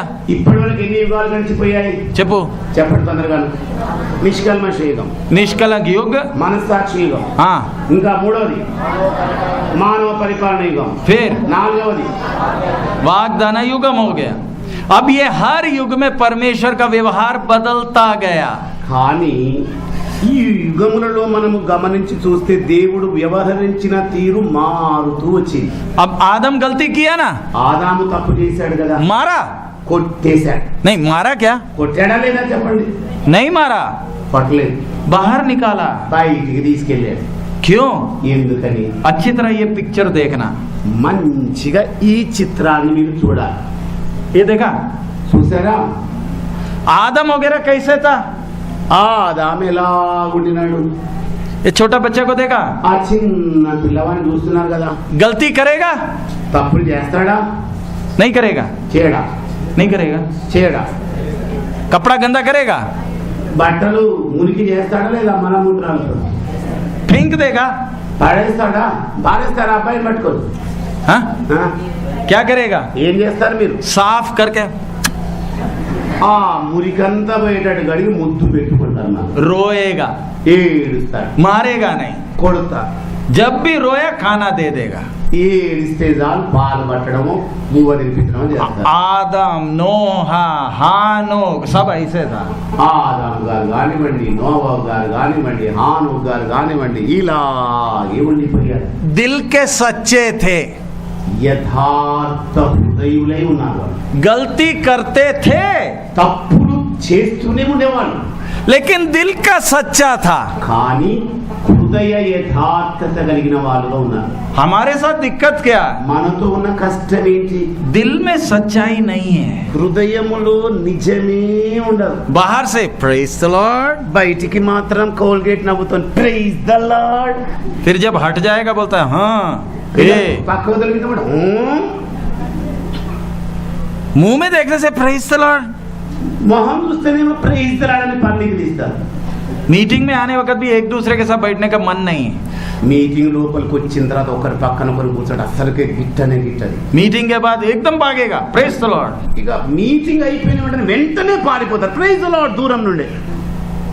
पहले तो हाथ मिलाता था, మొదటేమో చేతులు కలిపేవారు. अभी क्या करते हैं? ఇప్పుడేం చేస్తారు? Praise the Lord. Praise the Lord. क्यों? ఎందుకని? नजदीक नहीं आना, उधर ही रहना, దగ్గరికి రావద్దు సుమి, అక్కడే ఉండాలి. उधर ही रहना. Praise the Lord. అక్కడే ప్రైజ్ ద లార్డ్. हम बहुत चालाक. ఎంత చతురత మనది. अब्राहम वगैरह कैसे था? అబ్రహాము మిగతా వాళ్ళందరూ ఎలా ఉన్నారు? ऐसे था, ఇలాగే చంటి పిల్లలుగా ఉన్నారా లేదా? गलती करते थे తప్పులు చేస్తూ ఉండేవాళ్ళు, लेकिन दिल के सच्चे थे. కానీ హృదయ యథార్థత వాళ్ళు ఉండేది. देखा, చూసారండి? निष्कलंक है, కల్లా కపటం లేని పిల్లోడు, कोई चालाकी नहीं. ఏ తమారీలు తక్కులు ప్రదర్శించని వ్యక్తి. प्रभु ने बोला, దేవుడు చెప్పాడు, मान लिया. ఒప్పేసుకున్నాడు, అంతే. ये देखो, ఈయన చూడండి ఎలా నవ్వుతున్నాడు.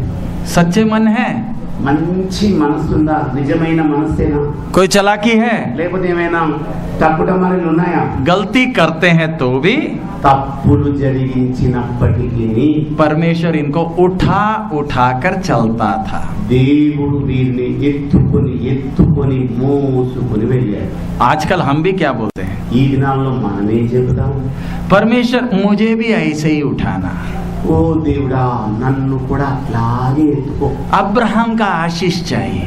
ఆ అబ్రహాం ఆశీర్వాదం నాకు కావాలి. हम भी क्या बोलते हैं, మనం కూడా ఏమంటాం? दाढ़ी मूछ सब आ गया, మీసాలు గెడ్డాలు మంచిగా వచ్చాయి लेकिन क्या बोलते हैं, అని చెప్పే మాట ఎట్లుంటుంది? मैं गलती करेगा, నేను పొరపాటు చేస్తాను मारना नहीं, కానీ కొట్టొద్దు. मैं ऐसे मुंह में ऐसे बैठेगा, मारना नहीं। నేను బొటన వేలి నోట్లో పెట్టుకొని చీకుతూ ఉంటాను కానీ ఒక్క మాట కూడా కొట్టొద్దు. दाढ़ी भी आ गया, గడ్డం కూడా వచ్చేసింది. बोलते लैक्टोजन चाहिए, నాకు ఇంకా మెత్తటి సున్నితమైన లాక్టోజన్ కావాలి. मैं चलेगा नहीं, मुझे उठाकर चलाना। నేను నడవనా ఎత్తుకొని మోసుకోవాలి. हम अच्छी तरह विश्वासी लोग समझना, मार क्यों पड़ता है। విశ్వాసులమైన మనం మంచిగా అర్థం చేసుకోవాలి. ఇంకో ఐదు దెబ్బలు పడతాయి. ऐसे क्यों उठाता था, ఇలాగెందుకు ఎత్తుకుంటూ ఉండినాడు? उनके पास बाइबल नहीं है, వాళ్ళ దగ్గర బైబిల్ ఏం లేదు, पास्टर नहीं है, పాస్టర్ కూడా లేడు, बाइबल क्लास नहीं है, బైబిల్ తరగతులు లేవు, सीडी नहीं है। ఇలాంటి సీడీలు లేవు. हमारे पास ये सब है ना, మన దగ్గర ఇవన్నీ కూడా ఉన్నాయి కదా. मार पड़ेगा नहीं पड़ेगा। దెబ్బలు పడతాయా లేవా? अब सीनाई में लाया, ఇక సీనాయి కొండకు తీసుకొని వచ్చాడు. उधर आकर क्या दे दिया, అక్కడికి వచ్చాక ఏమి ఇచ్చాడు? వాళ్ళకు व्यवस्था दे दिया। ధర్మశాస్త్రమును అనుగ్రహించాడు. अच्छी तरह समझना, మంచిగా అర్థం చేసుకోవాలి. वायदे का युग खत्म, ఇక వాగ్దాన యుగం అయిపోయినట్టే. अब कौन सा युग शुरू हो गया, ఇప్పుడు ప్రారంభమయ్యే యుగం ఏమై ఉన్నది? ధర్మ व्यवस्था का युग शुरू हो गया। ధర్మశాస్త్ర యుగం ప్రారంభమైంది. किसमें लिख कर दिया, దేని మీద రాసిచ్చాడు? पत्थर में लिख कर दिया। రాతి పలకల మీద రాసి ఇచ్చాడు. पत्थर में लिख कर देने का मतलब, రాతి పలకల మీద రాసి ఇవ్వడం అంటే అర్థం ఏంటి? इसमें थोड़ा सा भी दया नहीं होगा, ఇక కృపకు చోటే ఉండదు. बिल्कुल छूट नहीं मिलेगा, మినహాయింపు ఏ మాత్రం ఇవ్వబడదు. बिल्कुल शकत है। ఇక కఠిన వైఖరి ఉంటుంది. अगला, రెండవదిగా पेन से लिख कर नहीं दिया, సిరాతో ఏమి రాసివ్వలేదు. क्यों, ఎందుకని? इंक से लिखेगा तो इंक मिट सकता है, సిరాతో గనక రాస్తే అది తొలగిపోతుంది. हाथ से खोद कर दिया है, వేలితో చెక్కి మరీ ఇచ్చాడు. उसका मतलब దాని అర్థం ఏంటి? कुछ भी हो जाए ये मिटेगा नहीं। ఏమి జరిగినా ఈ అక్షరాలు ఏ మాత్రం కూడా పాడవవు. पत्थर में लिखा, రాతి మీద చెక్కాడు, खोद कर दिया, వేలితో చెక్కి మరీ చక్కగా ఇచ్చేశాడు. परमेश्वर खुद लिखा। దేవుడు తానే స్వహస్తముతో రాశాడు. अच्छी तरह समझना, మంచిగా అర్థం చేసుకోవాలి. एदन बगीचा में क्या बोला, ఏదేను తోటలో ఏమని చెప్పాడు? क्या बोला, ఏమని చెప్పాడు? तू दिया हुआ स्त्री, నీవు నాకిచ్చిన ఈ స్త్రీ. इतना युग हो गया, ఇన్ని యుగాలు గడిచిపోయాయి. सीनाई में आकर क्या बोल रहा है, సీనాయి కొండ దగ్గరికి వచ్చాక ఏమని చెబుతున్నాడు? 19 का 8 पढ़ो, 19వ అధ్యాయంలోని 8వ వచనాన్ని చదువుతున్నాను.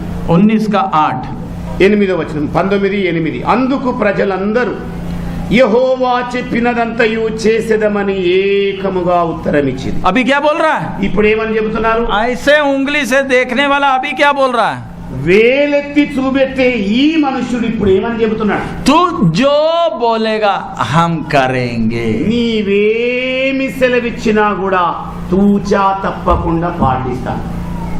करेगा, చేస్తాడా? करेगा। చెయ్యాల్సిందే. 631 नियम पत्थर में लिख कर दिया, 631 నియమాలను రాతి పలకల మీద చెక్కి మరీ ఇచ్చాడు. पूरा का पूरा पत्थर में नहीं लिखा, అన్నింటినీ రాతి పలకల మీద చెక్కలేదు కానీ वो 10 आज्ञाओं का समरी, ये व्यवस्था का समरी 10 आज्ञा पत्थर में लिख कर दिया। ఈ ధర్మశాస్త్రం యొక్క సారాంశం అంతా కూడా 10 ఆజ్ఞలలో చెక్కి వాళ్ళ చేతికి ఇచ్చాడు. बगीचा में क्या बोला था? తోటలో ఏం చెప్పాడు మరి? मैं खुद चल लेगा, నేనే నడుస్తాను, मुझे तेरा जरूरत नहीं। నీ అవసరమే నాకు అక్కర్లేదు. सीनाई में क्या बोल रहा है? సీనాయి దగ్గరికి వచ్చాక ఏమంటున్నాడు? चलेगा ना, నడుస్తావు కదా, मैं जो भी बोलेगा करेगा। నేనేం చెప్పినా చేస్తావు కదా. आओ ना, అవునా? परमेश्वर बोला मैं ये है, ఇదిగో నేను బాటునై ఉన్నాను, कोई चेंज नहीं, ఏ మార్పు ఉండదు, बराबर कर ले। సరాసరిగా తూచబడు. नहीं करेगा तो లేనట్లయితే मारूंगा, కొట్టేస్తానంతే. बराबर करना है। దీన్ని సరి సమానం చెయ్యాలి త్రాసులోని పల్లెలను. समझ में आया? అర్థమైందండి? व्यवस्था क्यों दिया? ధర్మశాస్త్రమును ఎందుకు అనుగ్రహించాడు? क्या बोला? ఏమని సెలవిచ్చాడు? तू जो भी बोलेगा मैं करूंगा, నీవేది నాతో సెలవిచ్చినా నేను చేస్తాను. मैं ये है, నేను ఇదిగో ఒక బాటు వంటి వాడను. चलो, నడువిక नहीं चलेगा मारूंगा। నడవనట్లయితే కొట్టేస్తాను. व्यवस्था क्यों दिया? समझ में आया? ధర్మశాస్త్రం ఎందుకు అనుగ్రహించబడిందో ఇప్పటికైనా అర్థమైందా? लोग आज भी बोलते हैं हम 10 आज्ञा मानेगा। ప్రజలు ఇప్పటికి కూడా అంటూ ఉంటారు మేము 10 ఆజ్ఞలు పాటిస్తాం. ये व्यवस्था क्यों दिया? మరి ధర్మశాస్త్రం ఎందుకు ఇచ్చాడు? अभी तक तो ऐसे उठाकर चला, ఇప్పటి వరకైతేనేమో అలాగా మోసుకుంటూ వెళ్ళారు. लेकिन आगे ఇక ముందుకైతేనేమో सीनाई के आगे मैं उठाकर नहीं चलेगा। సీనాయి కొండ తర్వాత మిమ్మల్ని ఏమి ఎత్తుకొని నడవను. क्यों? ఎందుకని? तू बड़ा हो गया है, నీవు పెద్దవాడివైపోయావు. अब ऐसे है। ఇప్పుడు ఇదిగో ఇలా నడుచుకోవాలి. नहीं, अब ऐसे है, ఇలాగంటుంటా. अभी इतना बड़ा हो गया, ఇంత పెద్దోడివైపోయావు. अभी तक उठाया, ఇప్పటి వరకు ఎత్తుకున్నా, अभी चलना, ఇక నడవాల్సిందే. अब नीचे नीचे पैर रखना। పాదాలు కింద మోపాలి. हमारे बच्चे जब पहले चलने लगते उतरना चाहते, ఏమండి మన నడక నేర్చుకునే ముందు మన ఒడి నుండి దిగాలనుకునే వాళ్ళ పిల్లలు नीचे उतरेगा? దిగే వాళ్ళ ఒడి నుండి नहीं उतरेगा ना, దిగకుండా ఉండే वो ऊपर ही पकड़ कर बैठता है। గట్టిగా బయట పైన పట్టుకొని కూర్చుంటారు. क्यों? ఎందుకని? उसका पैर में बड़ा शू भी लगाएगा तो वो बोलता है ये क्या लगा दिया, तो बहुत भारी है। నువ్వేమైనా మృగే చెప్పులు కూడా పెట్టినా ఏంది నాకు ఇవన్నీ తగిలించావంటాడు. क्यों? ఎందుకు? इधर गर्मी पकड़ा है, ఎందుకంటే ఇక్కడ వేడి పట్టుకుంది, अभी इधर ही अच्छा है, ఇక్కడే మంచిగుంది. तेरे को चलना है। కానీ నీవు నడిచి తీరాల్సిందే. अब मेरू नीचे उतरो, ఇక కిందికి దిగు, अब चलो। ఇక నడువు. चलना नहीं आता ना, నడవడం రాదు కదా, कोई दिक्कत नहीं, ఏం పర్వాలేదు. मैं तेरा हाथ पकड़ेगा। నేను నీ చెయ్యి పట్టుకుంటాను. ये समझ में आया? ఇప్పుడు అర్థమైందండి? ये समझ में आया? ఇప్పుడు అర్థమైందా? చూడండి ఒక్క మారు. तो खुद चल नहीं सकता, నీవు నీ అంతటా నీవే నడవలేవు. अब मैं पकड़ूंगा, ఇక నేను పట్టుకుంటాను. लेकिन तेरे को उठाऊंगा नहीं। కానీ నిన్ను ఎత్తుకోను. अब चलना है, ఇప్పుడు నడవాలి, चलना सीखना है। నడవడం నేర్చుకోవాలి. प्रमाणन क्यों दिया? వాగ్దానాలు ఎందుకు ఇచ్చాడు? चलने के लिए। నడవడం కొరకే. कंडीशन क्या है? షరతులు ఏమిటి? मीरू चलेगा तो टॉफी देगा, మీరు గనక నడిచినట్లయితే తీయటి పదార్థాన్ని ఇస్తాను. नहीं चलेगा तो मारूंगा। ఇక నడవకపోతే దెబ్బలే తగులుతాయి. लेकिन हमारे आज के विश्वासी क्या प्रार्थना कर रहे हैं? ఈనాటి దినాల్లో ఉన్న విశ్వాసులు ఏమని ప్రార్థన చేస్తున్నారు? प्रभु आशीष चाहिए, ప్రభువా ఆశీర్వాదాలు तू కావాలి. इस्राएल का परमेश्वर, मेरा परमेश्वर भी। ఇశ్రాయేలు దేవుడవే నా దేవుడవు. उनको हाथ पकड़कर चलाया, వారిని చెయ్యి పట్టుకొని నడిపిన దేవుడవు. उनको बीच बीच में टॉफी दिया, మధ్య మధ్యలో తీయటి తీపిని తినిపిస్తూ ఉండినాడు. और जब गलती करता था ఎప్పుడెప్పుడైతే పొరపాట్లు చేస్తూ ఉండినారు क्या होता था? ఏం జరుగుతుండేది? मार मार कर चलाया। కొట్టి కొట్టి మరి నెట్టుకుంటూ తీసుకెళ్ళి. व्यवस्था क्या करता था? ధర్మశాస్త్రం చేస్తున్నది ఏమిటి? गलती करेगा तो मारेगा, తప్పు జరిగిందో తప్పకుండా దెబ్బ పడుతుంది, बचने का कोई रास्ता नहीं। తప్పించుకునే దారే ఉండదు. व्यवस्था में थोड़ा सा भी छूट नहीं था। ధర్మశాస్త్ర రీత్యా ఇసుమంత కూడా వెసులుబాటు లేదు. व्यभिचार किया तो వ్యభిచారం చేశావో माफी नहीं है, క్షమాపణ లేదు. पत्थर लेकर जान से मारेगा। రాళ్ళు పట్టుకొని ప్రాణం తీసేసిన వరకు కొట్టడమే. क्यों? ఎందుకని? चलना नहीं आता, నడవడం రాదు. तेरा विवेक तुझे नहीं बोला నీ మనస్సాక్షి నీతో చెప్పలేదా? कि तू जो कर रहा है गलत है। నీవు చేస్తున్నది తప్పని తెలియజేయలేదా? तेरे को तो पास्टर का भी जरूरत नहीं है, నీకేమో పాస్టర్ కూడా అవసరం లేదు కదా. तेरा विवेक बोला ना, నీ మనస్సాక్షి అయితే నీతో చెబుతూ ఉండింది కదా. फिर भी किया ना, అయినా చేసావు కదా. मारेगा तेरे को। ఏసి లాగుతానంటే कितनों को मारा, ఎంత మందిని లాగి కొట్టాడు దేవుడు. क्यों? ఎందుకని?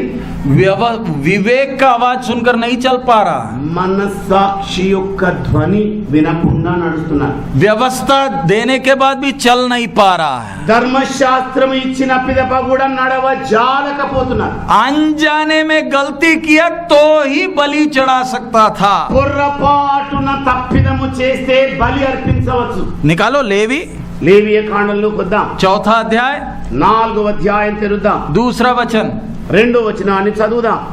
लेवी 4 का 2। లేవియ కాండము 4వ అధ్యాయము 2వ వచనాన్ని మనం చదువుకుందాం. లేవి 4:2. నీవు ఇశ్రాయేలీయులతో ఇట్లనుము, యెహోవా ఆజ్ఞ అన్నిటిలో దేని విషయమై ఎవరైనా పొరపాటు చేయరా కార్యములు చేసి 4:2 పాపి అయిన ఎడల, చేయరాని కార్యములు చేసి పాపి అయిన ఎడల ఎట్లనగా ప్రజలు అపరాధులగునట్లు అభిషిక్తుడైన యాజకుడు పాపము చేసిన ఎడల తాను చేసిన పాపమునకై నిర్దోషమైన కోడెదూడను యెహోవాకు పాప పరిహారార్థ బలిగా అర్పించవలెను. इधर लिखा, if a soul shall sin through ignorance, అజ్ఞానముగా ఏ ఆత్మయైన పొరపాటు చేసిన ఎడల, अच्छी तरह समझना, మంచిగా అర్థం చేసుకోవాలి. व्यवस्था का समय कैसे था? ధర్మశాస్త్ర యుగం ఎలా ఉండింది? अनजाने में गलती किया है तो ही बलि चढ़ा सकता था। తెలియక పొరపాటు జరిగించినట్లయితే బలి అర్పించగలిగేవాడు. अगर जानबूझकर किया है కానీ బుద్ధిపూర్వకంగా తప్పిదం చేస్తే कोई बलि नहीं है, బలి అనేది ఇక ఉండదు. जान से मारता था। ప్రాణమును తీసేయడమే. अनजाने पाप के लिए అజ్ఞానంగా జరిగించిన పొరపాటును బట్టి कितना निर्दोष जानवर को मारा, ఎన్ని నిర్దోషమైన జంతువులను వాళ్ళు అర్పణ చేశారు. क्यों? ఎందుకు? तू अनजाने में किया है, నువ్వు పొరపాటున పాపం చేశావు. लेकिन मेरा न्याय में కానీ నా న్యాయ తీర్పులో पाप का सजा मौत है। పాపమునకు వచ్చు జీతము మరణమే. साफ क्या बता रहा? తర్వాత ఏం చెబుతున్నాడు తేటగా? तू अनजाने में किया, నీవు అజ్ఞానంగా పొరపాటుగా చేశావు. लेकिन मेरा न्याय क्या बोलेगा? కానీ నా న్యాయం ఏమని చెబుతుంది? पाप का मजदूरी मौत, పాపమునకు వచ్చు జీతము మరణము. निर्दोष जानवर को काट। నిర్దోషమైన జంతువును వధించాలి. क्यों? ఎందుకని? ताकि उसको तड़पते हुए देखते हुए तेरे को समझ में आना कितना भयानक है पाप। ఆ వధించే వేళ జంతువు గిలగిలా కొట్టుకుంటున్నప్పుడు ఆ దృశ్యాన్ని చూసి నీ పాపం ఎంత భయంకరమైనదో అని పగిలి ఏడవాలి. इसलिए बलि रखा है, అందుకే బలి అర్పించడం జరిగింది. ताकि इंसान समझ ले वो कितना पवित्र है। అందుకే దేవుడు ఎంత పరిశుద్ధుడై ఉన్నాడు మానవుడు తెలుసుకోవాలి. व्यवस्था 5 कारण से दिया। ధర్మశాస్త్రము 5 కారణాలను బట్టి అనుగ్రహించబడింది. सबसे पहला, మొట్టమొదటిది वो कितना पवित्र है। ఆయన ఎంత పరిశుద్ధుడు.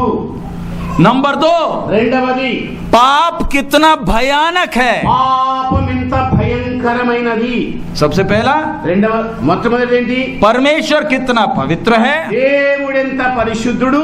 नंबर 2 రెండవది पाप कितना भयानक है. పాపం ఎంత భయంకరమైనది. नंबर 3 మూడవది पाप के कारण कितना नाश हुआ है. పాపముల వలన ఎంత మంది నాశనమైపోయారు. नंबर 4 నాలుగవది आज्ञा मानना कितना जरूरी है. ఆజ్ఞలు కట్టడలు గైకొనడం ఎంత అత్యవసరము. 5 ఐదవది अनुग्रह कितना कीमती है. కృప ఎంత అమూల్యమైనది. 5 क्या क्या है. 5 ఏమేమై ఉన్నాయి? सबसे पहला మొట్టమొదటిది परमेश्वर कितना पवित्र है. దేవుడెంత పరిశుద్ధుడు. नंबर 2 రెండవది पाप कितना भयानक. పాపం ఎంత భయంకరమైనది. नंबर 3 మూడవది पाप के कारण जो नाश हुआ है. పాపమున వలన ఎంత పతనము చేసింది. नंबर 4 నాలుగవది आज्ञा मानना कितना जरूरी है. ఆజ్ఞలు గైకొనడం ఎంత అత్యావశ్యకం. 5 ఐదవది अनुग्रह कितना कीमती है. కృప ఎంత విలువైనది. अब अगली बात आप समझना. మరొక్క మాట కూడా మీరు అర్థం उसके చేసుకోవాలి. बाद हम प्रार्थना करेंगे. ఆ పిదప మనం ప్రార్థన చేద్దాం. अदन बगीचा से निकाला ना, ఏదేను తోట నుండి వెళ్ళగొట్టాడు కదా. तब क्या बोला. అప్పుడు ఏం చెప్పాడు? तू दिया वो पत्नी. నీవు నాకిచ్చిన భార్య. सीनाई में लाकर क्या बोला. సీనాయి దగ్గర తీసుకొచ్చి ఏం చెప్పాడు? तू जो भी बोलेगा करेंगे. వాళ్ళు అన్నది ఏంటంటే నీవేమి సెలవిచ్చుదు అదే మేము చేస్తామన్నారు. फिर परमेश्वर क्या किया. ఆ తర్వాత దేవుడు ఏం చేశాడు? व्यवस्था दिया. ధర్మశాస్త్రాన్ని ఇచ్చాడు. उसके बाद ఆ తర్వాతనేమో ये चीज देखा. ఈ దీన్ని చూడండి ఒక్కసారి. ఏంటో ये क्या है. ఇది ఏమై ఉన్నది? ప్రత్యక్ష గుడారం. वो किसका मंदिर. ఇది ఎవరి మందిరమై ఉన్నది? हाँ ఏమండి दूर से देखने से ये दिखाई दे रहा. ఇప్పుడు కనబడుతుందా? చూడండి ఒక్కసారి. किसका मंदिर. ఎవరి మందిరం అది? परमेश्वर का मंदिर. దేవుని మందిరం అది. इंसान को बगीचा से निकाला. మానవునేమో తోటలో నుండి వెళ్ళగొట్టాడు. अब व्यवस्था का समय आ गया. ఇక ధర్మశాస్త్ర యుగం ప్రారంభమైంది. खुद मंदिर के अंदर आ गया. స్వయంగా మందిరములోనికి ప్రవేశించాడు. लेकिन यहाँ आया वह मंदिर का खूबी क्या है. అయితే ఈ విచ్చేసిన ప్రత్యక్ష గుడారం యొక్క ప్రత్యేకత ఏంటి? आदम परमेश्वर के साथ साथ चलता था. आप बैठ जाए. ఆదాము దేవునితో కూడా నడుస్తూ ఉండినాడు. अब व्यवस्था का युग में कैसे है. ఇక ధర్మశాస్త్ర యుగంలోకి వచ్చి చూస్తే ఎలాగుంది? वही परमेश्वर है ना, అదే దేవుడు కదండి. लेकिन अंदर नहीं जा सकता. కానీ లోనికి ఎంత మాత్రం ప్రవేశించజాలడు. पर्दा है. 1 అ- 2 3. 3 తెరలున్నాయి. उसके पीछे बैठा దాని వెనకాల కూర్చున్నాడు 3వ తెర లోపల. दोस्त किधर है. స్నేహితుడు ఎక్కడ ఉన్నాడు? इधर है. ఇక్కడ ద్వారం దగ్గర. उधर नहीं जा सकता. అక్కడికి వెళ్ళలేడు. ये दोनों एक दूसरे को जानते हैं. ఈ ఇరువురు కూడా ఒకరినొకరు ఎరుగుతారా? మరి जानते ఏమండి తెలుసుకుంటారా? नहीं जानते. ఎరగరా? మరి ये दोस्त है ना, స్నేహితుడు కాదా? है ना. ఏమండి స్నేహితుడా కాదా? इकट्ठे चलते थे ना. కలిసి కట్టుగా నడుస్తుండేవాళ్ళు కదా. अभी इधर क्यों खड़ा. మరి ఇక్కడ ఎందుకు నుంచున్నట్టు? पाप कितना भयानक है. పాపం ఎంత భయంకరమైనది. तूने क्या बोला. నీవేమని చెప్పావు? तू खुद चलेगा ना. నీవు నడుస్తానని చెప్పావు కదా. खुद चल नहीं सकता ना. మరి ఇక నడవజాలం కదా. मुझे मालूम है तू चल नहीं सकता. నాకు బాగా తెలుసు నువ్వు నడవలేవని. मैं तेरा सृष्टिकर्ता है, నేను నీ సృష్టికర్తను. इसलिए मैं खुद आ गया. అందుకే స్వయంగా నేనే వచ్చాను. लेकिन 3 पर्दा है. కానీ 3 తెరలున్నాయి. कोई छूट नहीं मिलेगा. ఏ మినహాయింపు గాని ఉండదు. हम नए नियम के लोग क्या सोचते हैं. క్రొత్త నిబంధన సంబంధులమైన మనమేమని ఆలోచిస్తాం? पुराना नियम शकत था. పాత నిబంధన కఠినమైనది, अभी अनुग्रह का युग है, ఇక ఇది కృపాయుగం. कुछ भी हो चलेगा, ఏం చేసినా చెల్లుబాటు అవుతుంది. सिर्फ माफी मांगना, కేవలం క్షమించు తండ్రి అంటేగా माफ हो जाएगा. ఇక క్షమించబడతాం. अगर हमें ऐसे माफ करेगा तो ఒకవేళ ఇలాగే దేవుడు క్షమించేదైతే इस्राएलियों से माफी मांगना पड़ेगा. ఆయన ఇశ్రాయేలుల దగ్గర క్షమాపణ అడగాలి. क्यों? ఎందుకని? उनके अंदर पवित्र आत्मा नहीं है, వారి లోపల పరిశుద్ధాత్మ లేడు, उनके पास बाइबल नहीं है, వారి దగ్గర బైబిల్ గ్రంథం లేదు, क्रूस के ऊपर परमेश्वर का प्यार नहीं देखा है, వారు సిలువలో యేసయ్య కనబరిచిన ప్రేమను చూడలేదు. केवल एक व्यवस्था का डंडा है. కేవలం ధర్మశాస్త్రం అనే ఒక కర్ర వారి మీద ప్రయోగించబడింది. अगर उनके साथ इतना स्ट्रिक्ट है तो వారి ఎడల ఇంత కఠినంగా వ్యవహరిస్తే हमारे साथ स्ट्रिक्ट होगा नहीं होगा? మనతో కఠినంగా వ్యవహరిస్తాడా లేదా? చెప్పు. మీరే చెప్పండి. अगर उनको माफ नहीं किया तो వారిని క్షమించలేని దేవుడైతే हमें कैसे माफ करेगा? మనలను ఎలాగూ క్షమించగలడు? हम लोग बोलते हैं यीशु क्रूस पर जान दिया इसलिए मैं बच गया. మనం ఏమంటూ ఉంటాం? యేసయ్య నా కొరకు ప్రాణం పెట్టాడు కనుక నేను బతికిపోయా. अगले क्लास में हम देखेंगे यीशु क्यों मौत जान दिया. ఎందుకొరకు యేసు ప్రభు ప్రాణం దారపోసాడన్న సంగతి వచ్చే लेकिन इधर अच्छी तरह समझना है, కానీ ఇక్కడ చక్కగా అర్థం చేసుకోవాలి. परमेश्वर को दो स्टैंडर्ड नहीं है, దేవుడికి రెండు రకాల స్థాయిలు ఉండవు, एक ही स्टैंडर्ड है, ఒక్కటే స్థాయి. सबके लिए एक जैसा ही है. అందరి ఎడల కూడా ఒకే హోదాలో ఉంటాడు. अगर उस समय पवित्र है तो आज भी उतना ही पवित्र है. ఆనాటి ప్రజల ఎడల ఎంత పరిశుద్ధుడిగా దేవుడు ఉన్నాడు, ఇప్పుడు కూడా అంతే పరిశుద్ధుడు. कोई चेंज नहीं है. ఎలాంటి మార్పు అనేది లేదు. इसलिए हमने डरते हुए उद्धार का काम पूरा करना है. అందుకే మనం భయముతోను వణుకుతోను సొంత రక్షణను కొనసాగించుకోవాలి. कौन सा युग आ गया? ఏ యుగంలో ప్రవేశించాం? व्यवस्था का युग आ गया. ధర్మశాస్త్ర యుగంలో ప్రవేశించాం. कौन सा युग, कितना युग, कौन सा नंबर का युग है? ఏ ఆ యుగం యొక్క సంఖ్య చెప్పండి. ఇది ధర్మశాస్త్ర యుగం. ఎన్నవ యుగం? पांचवा युग आ गया. ఆ 5వ యుగంలోకి వచ్చాం. अज्ञानता का युग నిష్కల్మష యుగం. नंबर 2, రెండవది మనస్సాక్షి साक्षी युग नंबर 3, మూడవది మానవ పరిపాలన యుగం, नंबर 4, నాలుగవది వాగ్దాన యుగం, नंबर 5. 5వది ధర్మశాస్త్ర యుగం. ये सब क्यों? ఇవన్నీ కూడా దేనికోసం? इंसान को सिखा रहा है वो कौन है. మానవులకు తాను ఎవరై ఉన్నారో నేర్పిస్తూ ఉన్నాడు. एदन तोटन में क्या बोला? ఏదేను వనములో ఏమని సెలవిచ్చాడు? तू दिया हुआ पत्नी. నీవు నాకిచ్చిన ఈ భార్య. सीनाई के पास आकर क्या बोला? సీనాయి పర్వతం దగ్గరికి వచ్చి ఏమని పలుకుతున్నాడు? तू जो भी बोलेगा मैं करूंगा. నీవేమి సెలవిచ్చినా నేను అది చేస్తాను. इतना समझ में आया? ఇంతగా అర్థమైంది కదండి మీకు? इससे क्या समझना? దీని ద్వారా ఏం తెలుసుకోవాలి? हमें कितना बड़ा सौभाग्य मिला. మనకు ఎలాంటి మహాభాగ్యం దొరికింది. हम ऐसे चार्ट रखकर सीख रहे हैं. మనము ఇలాగ చిత్రపటాన్ని ఎదుట ఉంచుకొని నేర్చుకుంటున్నాం. इसराइलियों का ऐसा मौका नहीं था, ఇశ్రాయేలీలకు ఇలాంటి భాగ్యమే దొరకలేదు. इसलिए उनसे भी भारी सजा हम लोगों के लिए. అందుకే తెలుసుకోవాల్సింది ఏంటంటే వారి కంటే మరి కఠినమైన శిక్ష మన మీద పడుతుంది. इसलिए हम प्रभु को धन्यवाद देना इस वचन के ఈ लिए, వాక్యం కొరకు మనం దేవునికి వందనాలు చెల్లించాలి. उसकी आत्मा के लिए धन्यवाद देना, ఆయన అనుగ్రహించిన ఆత్మ కొరకై వందనాలు చెల్లించాలి. ताकि हमें इतना मालूम चला ఎందుకంటే ఆయన ద్వారా ఇంతగా మనకు अब అర్థమైంది. पूरा सत्य आ गया. ఇక సంపూర్ణ సత్యం ఏంటో బహిర్గతమైపోయింది. इससे हटकर और कोई सत्य नहीं है. ఇది మినహాయించి ఇక సత్య వేదం అనేది లేనే లేదు. बस अब इसके अनुसार चलना. ఇక ఈ సత్యవేద గ్రంథ ప్రకారంగా సాగిపోవాలి. आइए हम अपने सिरों को झुकाएं, प्रार्थना. రండి మన తలలు ఉంచి ప్రార్థన చేసుకుందాం.